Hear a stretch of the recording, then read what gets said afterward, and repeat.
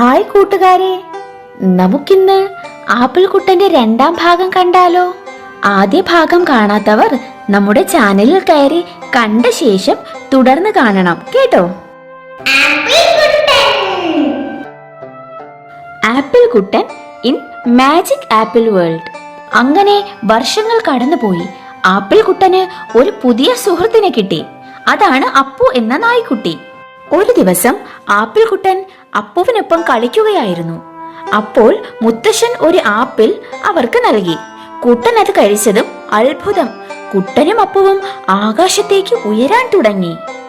അയ്യോ, ഞങ്ങൾ പറക്കുന്നു! കുട്ടൻ സന്തോഷത്തോടെ വിളിച്ചു പറഞ്ഞു.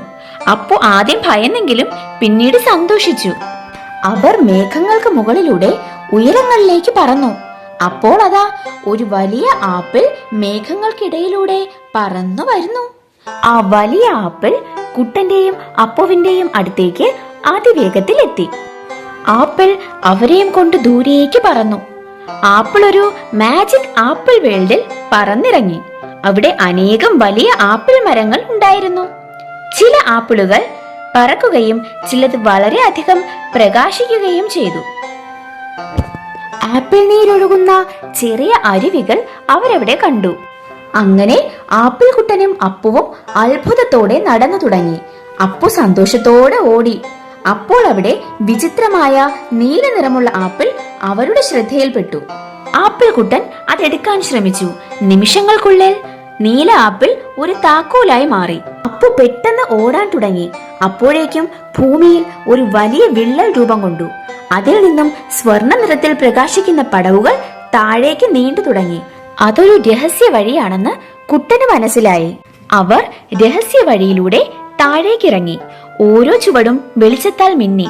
കുറച്ചു നടന്നപ്പോൾ മുന്നിൽ ഒരു സ്വർണ്ണവാതിൽ തെളിഞ്ഞു. കുട്ടനും അപ്പുവും അതിനടുത്തേക്ക് ചെന്നു.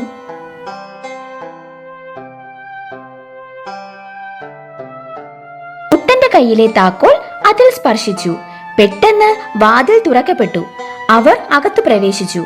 അപ്പോൾ വാതിൽ പതിയെ അടഞ്ഞു. എങ്ങും തീവ്രമായ പ്രകാശം പ്രതിഫലിച്ചു.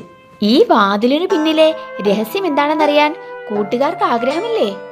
അങ്ങനെയെങ്കിൽ ഉടൻ തന്നെ സബ്സ്ക്രൈബ് ചെയ്ത് കൂടെ കൂടിക്കോളൂ. ആപ്പിൾ കുട്ടന്റെ അടുത്ത ഭാഗത്തിൽ നമുക്ക് വീണ്ടും കാണാം.